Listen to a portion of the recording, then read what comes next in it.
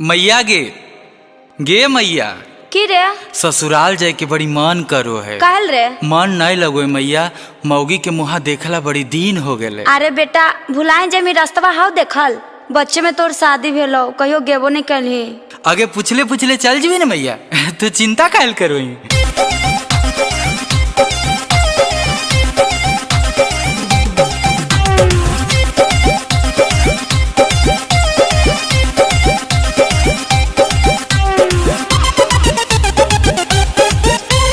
अरे यार इतना हड़बड़ में कहाँ जा रहे हो? ससुराल जा रहे हैं, ससुराल जा रहे हैं। अरे भाई कौन सा गांव जाना है, कुछ तो पता होगा। शादी में आए थे देख नहीं पाए थे, कम था मेरा उम्र। रामपुर से आगे था श्यामपुर से पीछे था, बीच में था एक नहर। अरे ये तो बाहर का लोकेशन बता रहे हो।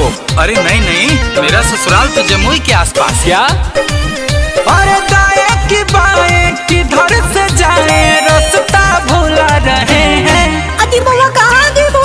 ससुराल जा रहे हैं, ससुराल जा रहे हैं, ससुराल जा रहे हैं, ससुराल जा रहे हैं।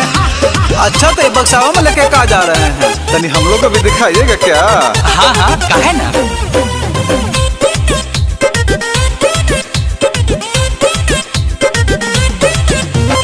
आप लोग से भैया क्या बोले झूठ, बीबी का साड़ी है साली का सूट। लेके न जाएंगे जाएगी रूट, जाएंगे पक्का विश्वास है या टूट। अच्छा लगता है साली से भी खूब प्यार करते हैं ना। अरे अमन यल बेला गुंजन सिंह मारू मजाक उड़ा रहे हैं। अजी बाबा कहाँ देबो बताओ ना। ससुराल जा रहे हैं, ससुराल जा रहे हैं, ससुराल जा रहे हैं, ससुराल जा रहे हैं। अरे अरे जीजा जी आप इधर, अरे ये क्या कर रहे हैं? चलिए अपना घर तो उधर है। चलिए चलिए। साली जी आप तो जवान हो गए, देखे जवाब को हैरान हो गए। चलिए अब हमसे भी होगा न भेंट, बीबी से मेरा करा दीजिए भेंट। अरे जल्दी बुलाइए हमसे मिलाइए, देर क्यों लगा रहे हैं। अरे बुलाइए ना।